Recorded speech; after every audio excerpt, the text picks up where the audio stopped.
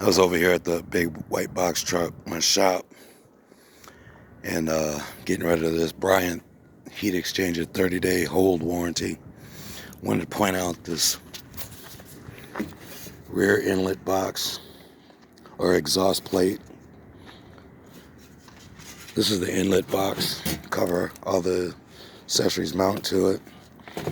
High heat situation gets burnt up around this insulation, so you got to get this whole sail panel outlet box cover, cold baffle plate, and the damper inside the secondary heat exchanger. Try to get all that stuff new under the warranty. Get a grand total of it, then bill it out to the customer, and then get reimbursed later.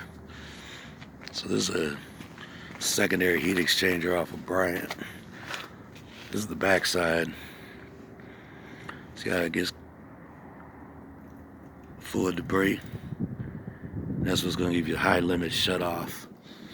PPMs outside at the vent, at the exhaust vent, with the testo combustion analyzer will start running all the way up 6,000 ppms and keep climbing to where you get an error code.